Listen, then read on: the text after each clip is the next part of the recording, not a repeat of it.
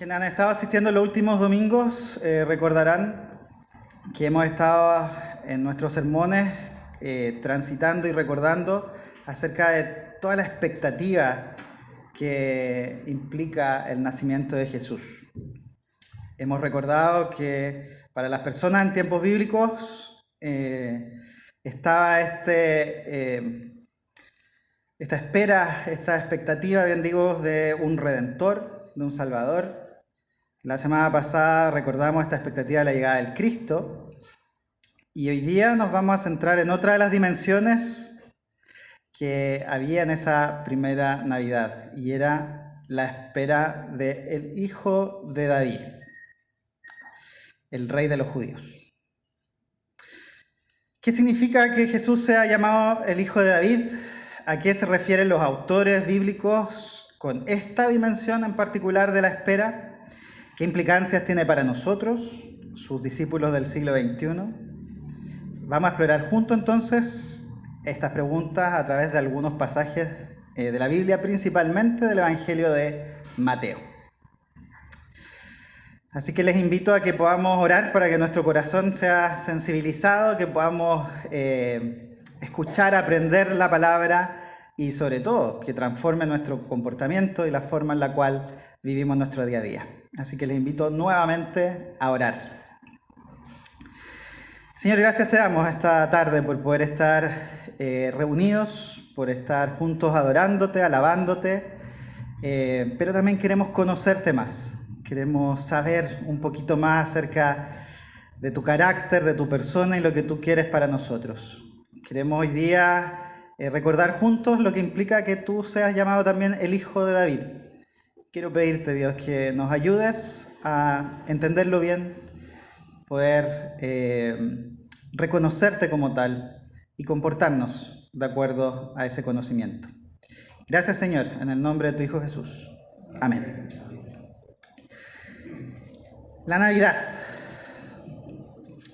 Algo que a mí me sorprende y que me llena en cierta manera es entender esto de que Jesús es Dios y que es Dios que se encarna, que es este autor, el gran narrador de esta historia divina y que en un momento determinado Él toma el cuerpo de una guagüita y se hace uno de nosotros.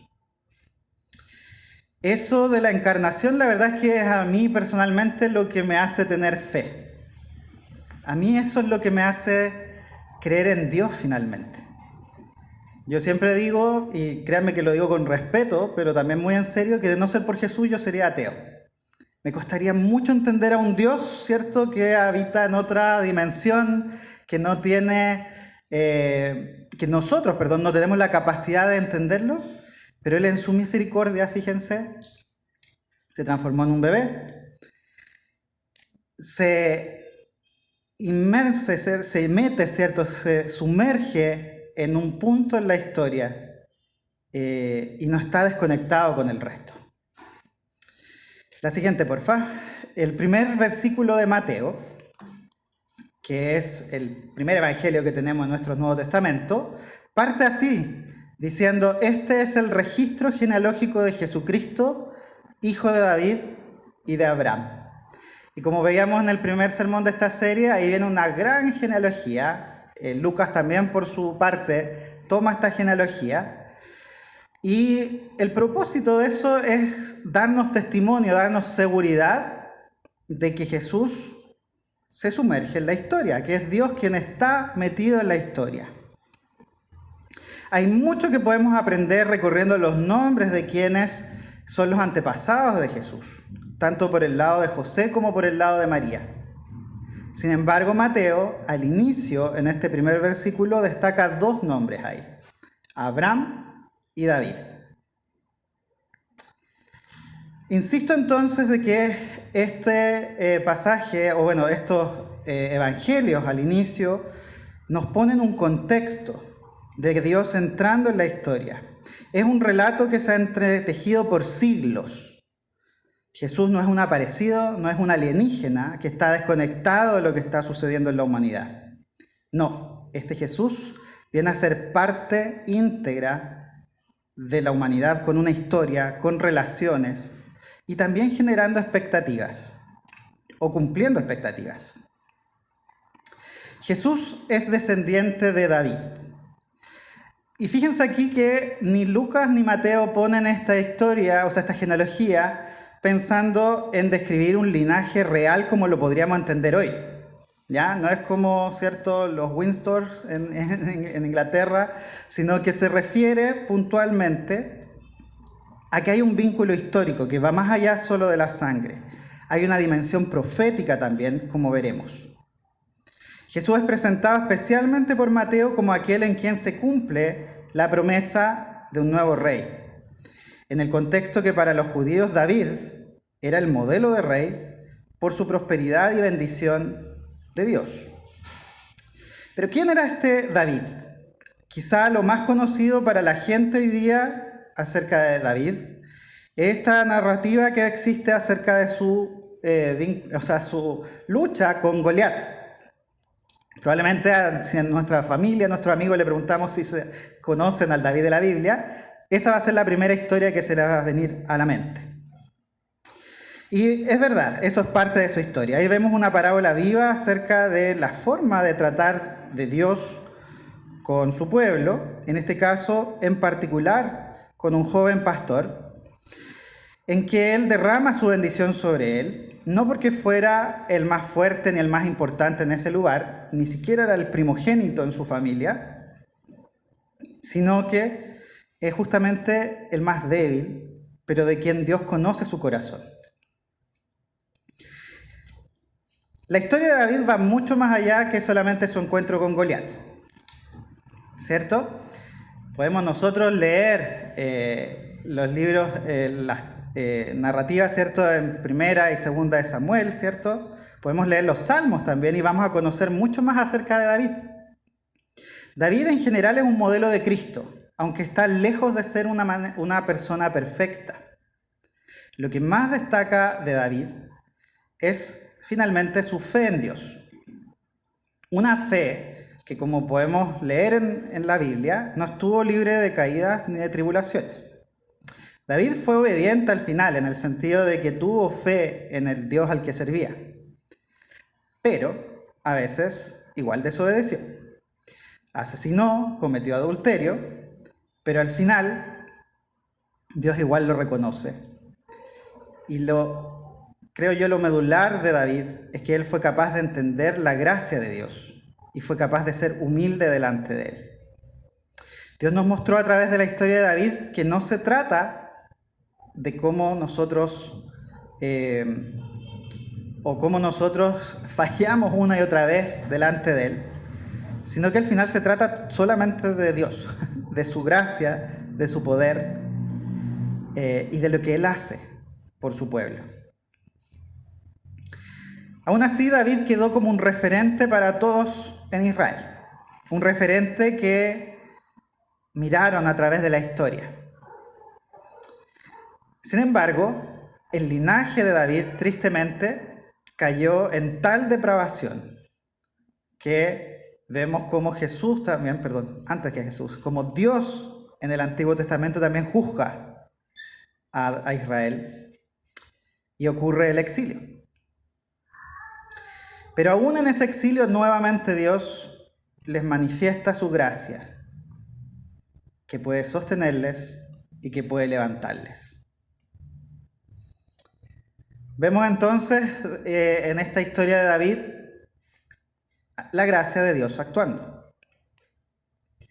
Y vemos también en el linaje de David, en la descendencia de David, la gracia de Dios actuar. La siguiente, por favor. Los judíos en la época de Jesús estaban esperando un rey que fuera como ellos miraban como nación a este modelo de rey David, pero que era un modelo para ellos que tenía mucho más que ver con aspectos políticos, ¿ya?, que con el corazón de David. Tenemos varios relatos, tanto en el Antiguo como en el Nuevo Testamento, que nos ayudan a conectar lo que los judíos estaban esperando con la promesa de Dios. de que iba a venir efectivamente un rey que era descendiente de David. Y hay un pasaje que está ahí en la pantalla, que si no lo pueden leer lo leo yo, que es en 2 de Samuel, capítulo 7, del 12 al 16, en que Dios le habla a través de Natán a David. Y le dice: cuando tu vida llegue a su fin y vayas a descansar entre tus antepasados, yo pondré en el trono a uno de tus propios descendientes y afirmaré su reino. Será él quien construya una casa en honor de mi nombre y yo afirmaré el trono de su reino para siempre. Yo seré su padre y él será mi hijo. Así que cuando haga lo malo lo castigaré con varas y azotes, como lo haría un padre. Sin embargo, no le negaré mi amor como se lo negué a Saúl, a quien abandoné para abrirte paso. Tu casa y tu reino durarán para siempre delante de mí. Tu trono quedará establecido para siempre. Dios tenía una relación especial con David. Antes de su muerte, le reveló esta promesa, que después nosotros entendemos como mesiánica también, a través de su descendencia. Esta promesa quedó viva y latente en el pueblo de Israel. Ellos la recordaban. Y en la época de Jesús, una época en que Israel estaba sometido al Imperio Romano, los judíos, y especialmente los políticamente más alborotados, esperaban y anhelaban un nuevo rey. Un rey que fuera como David, que pudiera entregarles libertad, independencia, traer la gloria otra vez a la nación. Hacer de Israel entonces un pueblo, una nación grande otra vez. Esa es la expectativa que muchos en la época de Jesús tenían acerca de el Mesías, el hijo de David. Pero está claro, mientras vamos leyendo los evangelios, que no todos entendían así la profecía. Aun cuando la mayor parte de los judíos pensaban en el Mesías con esta dimensión del poder político, vemos en los relatos evangélicos algunas excepciones, en que personas van a reconocer al carpintero de Galilea, van a reconocer en el carpintero de Galilea señales claras de que él está cumpliendo el título de hijo de David. Podemos ver en la Biblia la siguiente: 2 grupos de personas en la cual ellos gritan o expresan hijo de David, dirigiéndose hacia Jesús.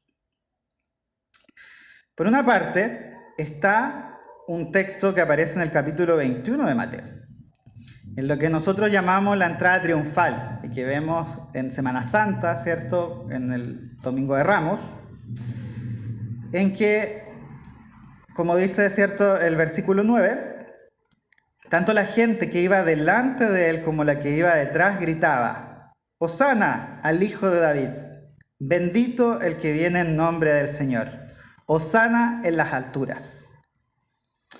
Es posible que esta multitud o una parte de ella entendiera lo que estaba diciendo, esto de gritar Hosana, este éxtasis que sentían, ¿cierto?, al ver a Jesús en ese momento, como la proclamación de un líder político. Puede ser que un grupo de personas lo viera así. No sabemos exactamente, pero podemos sospecharlo porque después hay una multitud, una semana después, que va a gritar crucifícalo. ¿Ya?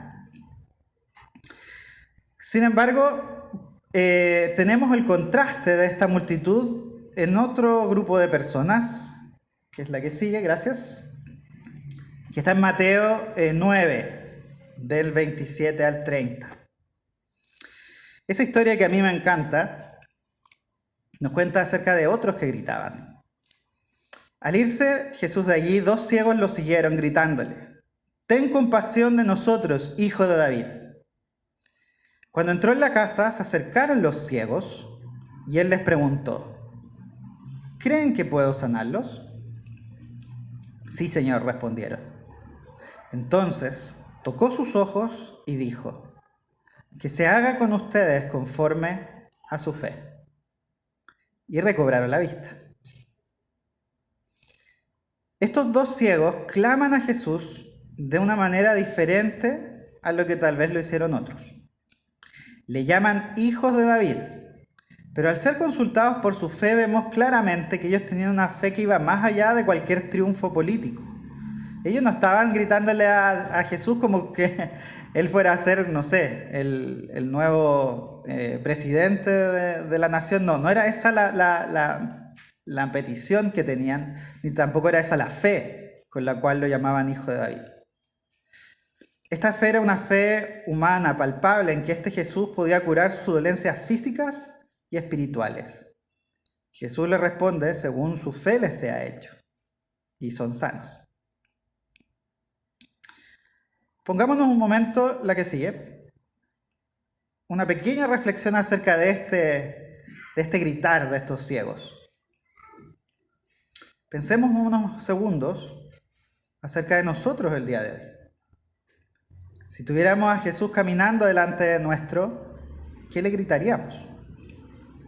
¿Le diríamos también hijo de David? ¿O le llamaríamos por otro nombre ahora? ¿Qué crees acerca del poder de Jesús? ¿Tienes la fe de pensar que Él puede sanarte en este momento? ¿O que puede tocarte? Y también pensemos, ¿dónde necesitas el toque de Dios? Jesús tocó los ojos de estos ciegos, porque ellos necesitaban ver. ¿Qué necesitamos nosotros? ¿Dónde necesitamos el toque de Jesús? Dos maneras entonces de ver a Jesús como el hijo de David. Está la forma entonces de esta multitud, o de la mayoría de la multitud quizá, de los judíos en general, que lo veían como una persona que iba a satisfacer no sus necesidades más íntimas y profundas, sino el anhelo que tenían de volver a ser grandes. O está esta mirada también del hijo de David, pero desde el punto de vista de estos ciegos, en los cuales ellos reconocen que este hombre es diferente, que este hombre es distinto.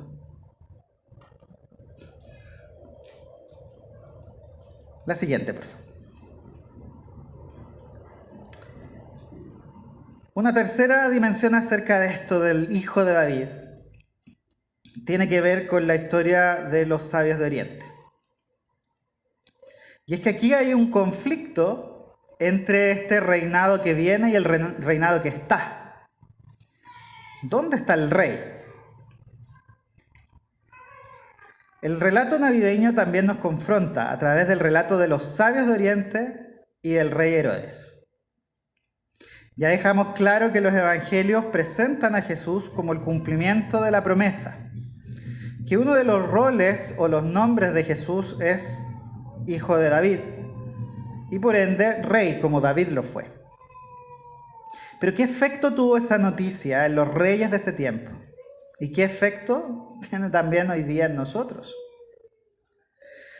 La visita de los sabios de Oriente trae una polémica que acompaña el nacimiento de Jesús. La pregunta, ¿dónde está el rey de los judíos?, presupone un directo desafío a Herodes, quien se consideraba a sí mismo el rey.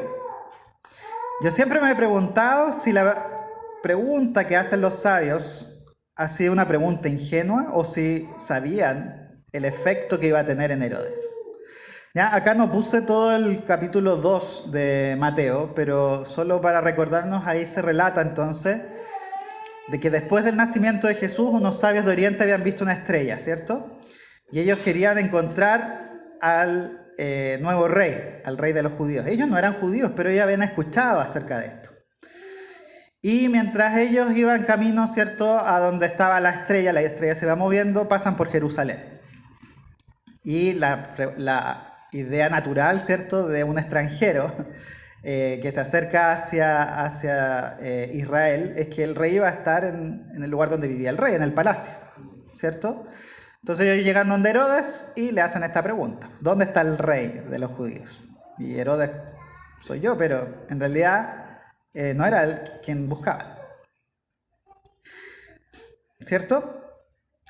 Entonces Herodes se siente profundamente confrontado con esta pregunta: ¿dónde está el rey? Que unos extranjeros viniesen directamente a él preguntándole por otro rey, sin duda lo descolocó, lo que lo lleva a comportarse de una manera extraña.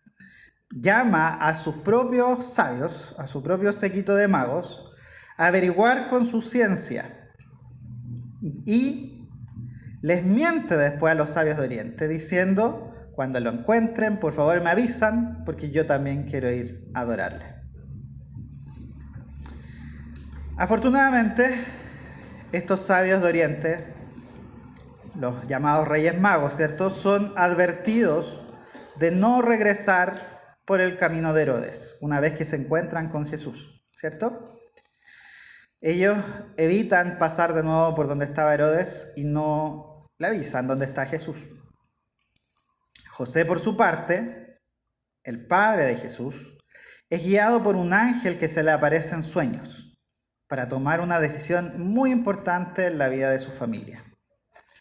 Tomar a María y al niño y llevárselos, nada más ni nada menos que hacia Egipto. ¿Cuál es la emoción que mueve a Herodes en este capítulo? El texto nos dice que es la ira. Cuando él se da cuenta que los sabios lo engañaron, pese a que él le había mentido antes, brota la ira en su corazón. De la inseguridad pasa al temor, y del temor a la ira. Y de la ira brota el asesinato. La que sigue, por favor. Esa es una pintura de un pintor francés, abajito coloqué el nombre, que muestra una escena que no es muy común en Navidad verla, ¿cierto? Pero que impresiona cuando uno mira el rostro de esa mujer ahí, aferrándose a su niño. ¿Por qué un rey es capaz de asesinar a los propios niños de su pueblo? Aquí tenemos nuevamente una expresión de la amenaza que para Herodes significa Jesús. No es solo el nacimiento de Jesús lo que le atemoriza. Tal como años más tarde pasaría con su hijo o nieto, Herodes Antipas, cuando se ve obligado a decapitar a Juan el Bautista por no quedar mal con sus invitados. Para Herodes el Grande, aquí el gran problema es el reconocimiento que otros pueblos hacen acerca de que es un niño, el nuevo rey de los judíos. Esta reacción airada de Herodes implicó la muerte, estiman ahí los estudiosos, entre unos 7 a unos 20 niños inocentes que eran menores de 2 años, que probablemente vivían en este pueblito pequeño que era Belén. La muerte de un hijo es terrible. El evangelista no sabe cómo describir este horror. Y lo único que hace es citar un viejo poema ahí en el Evangelio, que habla acerca de Raquel, quien simboliza a todas esas madres y también a los padres, que no quiere ser consolada porque su dolor es muy grande.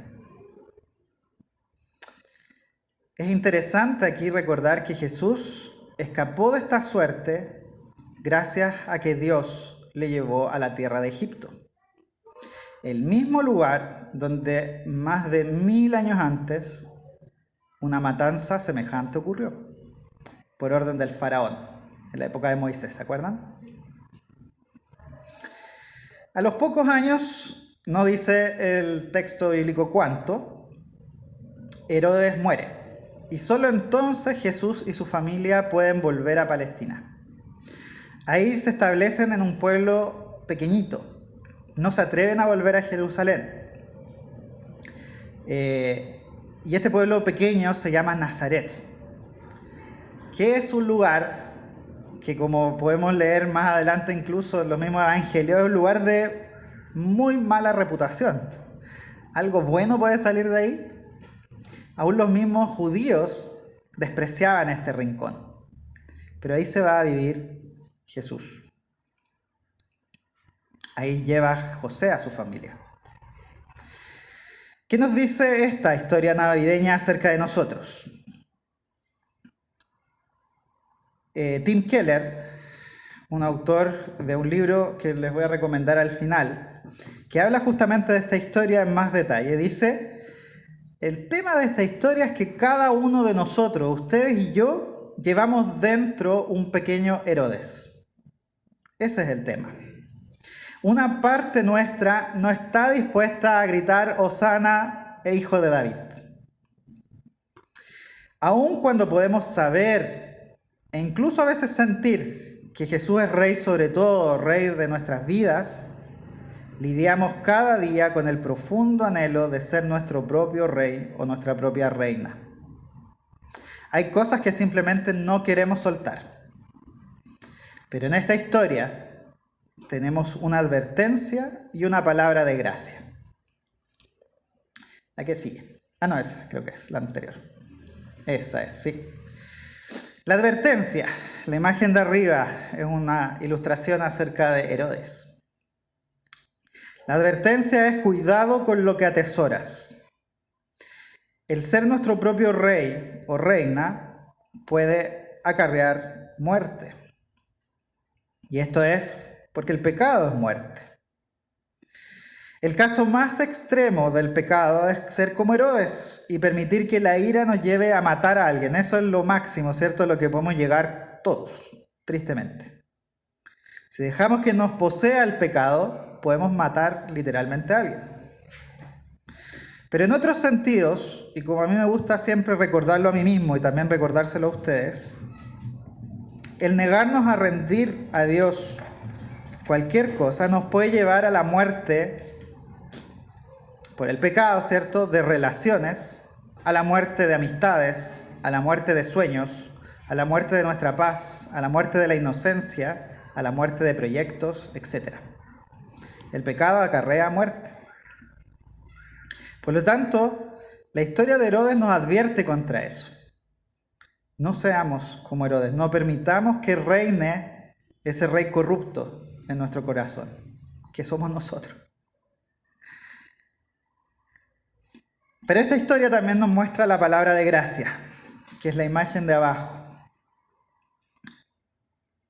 Y es la historia de José.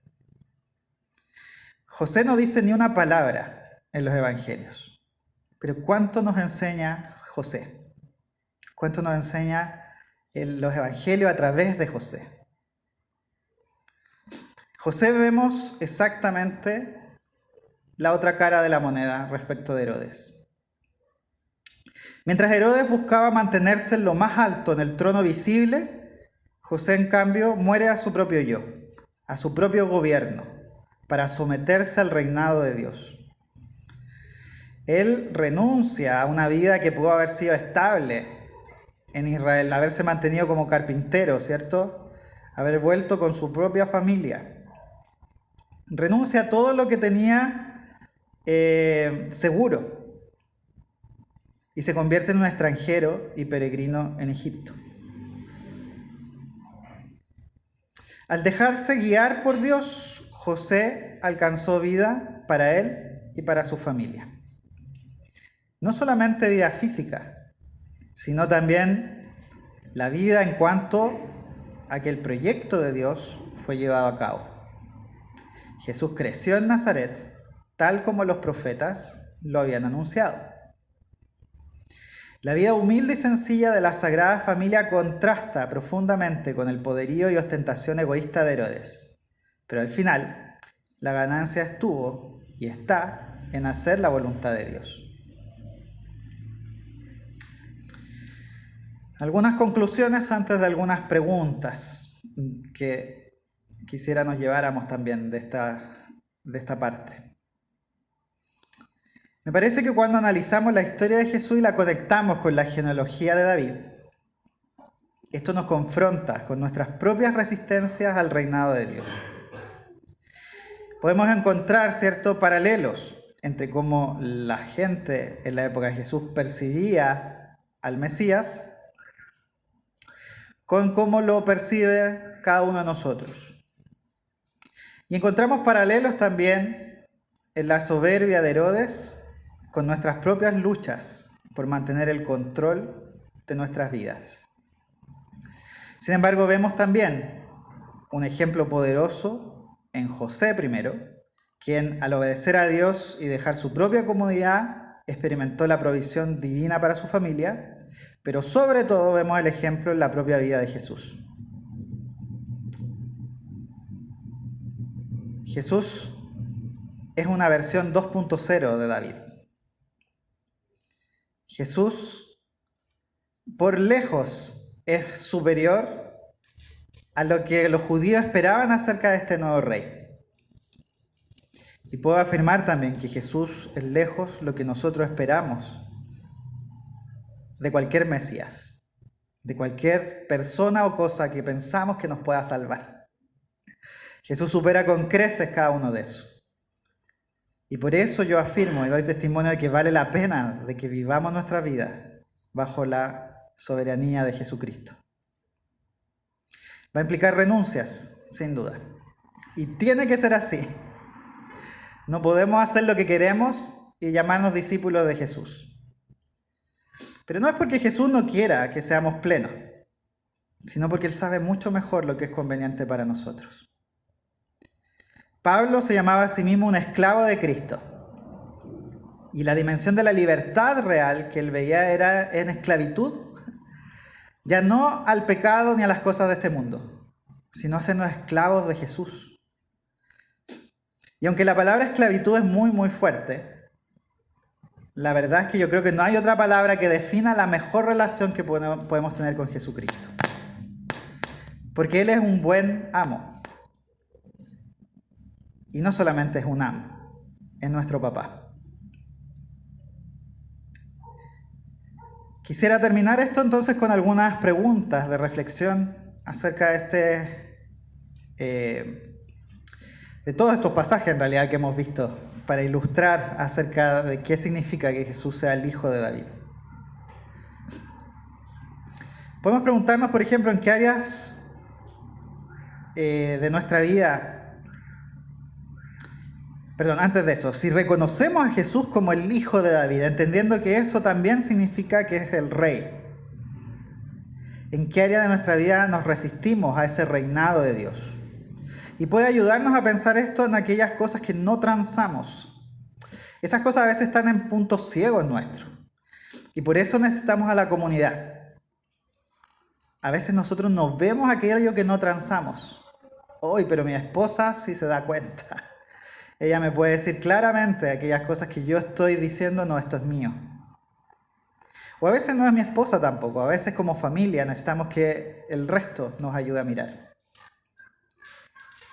También pueden ser aquellas cosas que sabemos que tenemos que dejar de hacer o que tenemos que hacer y sin embargo continuamos igual.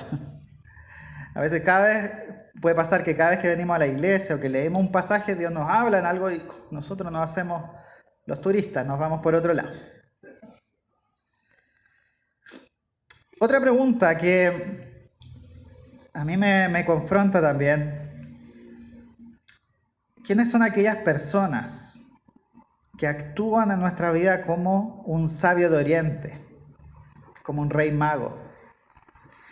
Es aquella persona que te señala algo y te incomoda y puede quizás sacar lo peor de ti, que te pregunta quién es el rey en tu vida. Ojalá los predicadores, quienes nos paramos acá adelante o quienes lideran grupos de estudio bíblico, seamos una especie de rey mago o de sabio de Oriente y que dejemos que el Espíritu nos ayude a señalar al verdadero rey para cada uno de nosotros. Ojalá te incomodemos. Tercero, así como Herodes actuó malvadamente por emociones que brotaban de su soberbia, ¿qué acciones debes evitar? Porque brotan del pecado y resisten a la voluntad de Dios.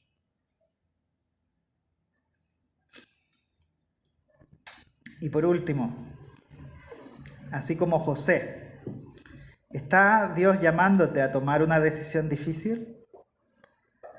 ¿Necesitas valentía para tomarla? Si Dios te está llamando a esto, no tengas miedo. Puedes confiar que Él equipará tu vida con lo necesario al obedecerle. Antes de terminar, solamente quería recomendarles algo. La que sigue, por favor. Algunos aspectos que a mí me ayudaron a procesar este sermón de hoy están en ese librito, que realmente es un regalo tenerlo, de Tim Keller, el pastor fallecido ya hace un tiempo atrás, que se llama La Navidad Oculta. Ya es un libro que justamente nos ayuda a mirar el Evangelio profundamente en las historias navideñas. Y que enfoca, ¿cierto?, desde la gracia y la comprensión que nosotros tenemos de Dios. Y también nos da muchas herramientas para poder compartir con personas que no conocen al Señor todavía, desde la Navidad. Así que quiero reconocer también la influencia de este libro en este sermón, en este estudio, y recomendarles que lo lean. Quisiera terminar orando y pidiéndole al Señor que nos bendiga y nos ayude a reconocerle como hijo de David.